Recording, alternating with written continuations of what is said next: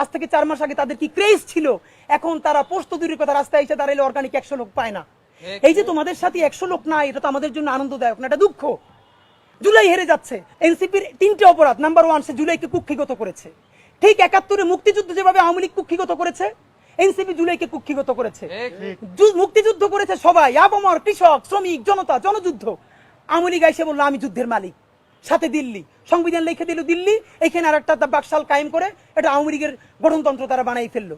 জুলাইকে কুক্ষিগত তারা করেছে। এই জুলাইকে কুক্ষিগত করার কারণে তারা দ্বিতীয় যে কাজটা করেছে, অনেকেই তারা দুর্নীতিগ্রস্ত হয়েছে। দেখেন আমাদের কলিজা ছিঁড়ে যায় এই কথাটা বলতে। আজ থেকে 10 মাস আগে যেই ছেলেটা দেখেছি সারা গায়ে আঘাতের চিহ্ন, জুলাইয়ের আন্দোলন করতে গিয়া, সেই সব ছেলে মেয়ে মাত্র 8-10 মাসের মধ্যে কিভাবে কোটি টাকার মালিক হইতে পারে, এই চিন্তা আমাদেরও ঘুম আসে না। 10 মাস তো, আরে রাজনীতি তো আগামী 5 বছরের না, রাজনীতি তো 50 বছরের। কষ্ট করে বসে থাকলে আগামী বাংলাদেশ হয়তো আমাদের, জুলাই যোদ্ধাদের। এখন তারা যে দুর্নীতি করলো, তারা তো এই সরকার পড়ে যাওয়ার সাথে সাথে কেউ যাবে দুবাই, যারা ফ্ল্যাট কিনছে, হাউজিং এ প্রজেক্ট করছে, ওইখানে ব্যবসা কিনছে, কেউ যাবে বিদেশ, যারা মাস্টারমাইন্ড হইছে। এই লক্ষ লক্ষ জুলাই জনতা কোথায় যাবে? আমাদেরকে যে তোমরা এই জাহান্নামের মধ্যে ফেলাই দেবা, এর দায় কিন্তু ইতিহাসের কাছে দিতে হবে, আল্লাহর কাছে দিতে হবে। নাম্বার 2, আপনাদেরকে বলতে চাই, এই ঐক্য প্রথমত বিনষ্ট করেছে এনসিপি। এই যে জুলাইয়ের বৃহত্তর ঐক্য, কত মানে মনে করে ফেসবুক একটা আছে, আগেও বলছিলাম যে ফেসবুক অ্যাকাউন্ট সব ডক্টর ইউনূসের কাছে জমা থাকবে। মন চাইলে এই পোস্ট দেয়, আধা ঘন্টা পর ডিলিট দেয়, এরপর 3 ঘন্টা পর এইসব দুঃখ প্রকাশ করে। ভাই এটা কি বাচ্চা কাচ্চাদের ওই হান্ডি পাতিল খেলা, যে ঠিক আছে খেলবো না, হারাই ফেরত দাও, একটু পরে এসে আবার ঠিক আছে খেলা শুরু করি? বাবা তুমি যদি ইমোশনাল হও, তোমার যদি কবি সাহিত্যিক আর্টিস্টিক সেন্সটা বেশি থাকে, তুমি যদি অভিমানী বালক হও, তাহলে তুমি নাটক করবা, সিনেমা করবা, থিয়েটার করবা, আর্ট কালচার করবা। তোমার উপদেষ্টা হওয়ার মতো সিরিয়াস দায়িত্ব কে নিতে বলছে?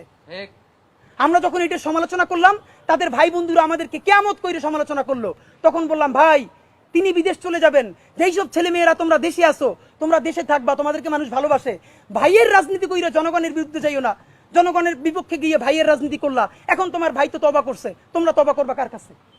এই জন্য ইনসাফের উপরে থাকেন, নিজের বিবেকের উপরে থাকেন, বিবেক কোনোদিন বর্গা দিয়েন না। এবং সর্বশেষ, এই যে নিজেদের ক্ষমতাকে কুক্ষিগত করার জন্য বৈষম্য বিরোধী ছাত্র আন্দোলন, সারা বাংলাদেশের যে ফোর্স ছিল সেটাকে নাই করে দেওয়া হলো।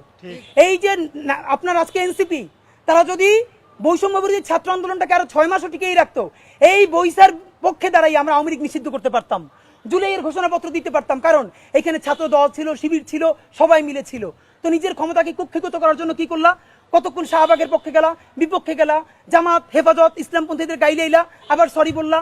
দেখেন কি আফসোস, আজ থেকে 4 মাস আগে তাদের কি ক্রেজ ছিল, এখন তারা পোস্ত দূরের কথা রাস্তায় এসে দাঁড়াইলে অর্গানিক 100 লোক পায় না।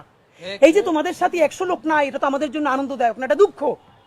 জুলাই হেরে যাচ্ছে, সুতরাং এনসিপি কে এই দায় নিতে হবে।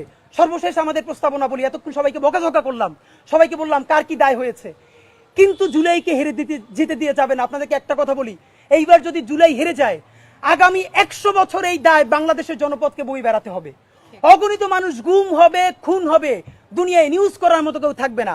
যেই সাংবাদিক বন্ধুরা এই নিউজটা পর্যন্ত করবে, সে মরে গেলে তাকে নিউজ করারও কেউ বাংলাদেশে ঠিক থাকবে না। সুতরাং প্রশ্ন হলো, বাংলাদেশ বেঁচে থাকবে কি থাকবে না? জুলাই বেঁচে থাকলে বাংলাদেশ থাকবে, জুলাই না থাকলে বাংলাদেশ থাকবে না। এই পক্ষে দাঁড়াইতে গিয়ে যদি এনসিপি তো গন কেস, এনসিপি নিয়ে আর কথা বলে কোনো লাভ নেই।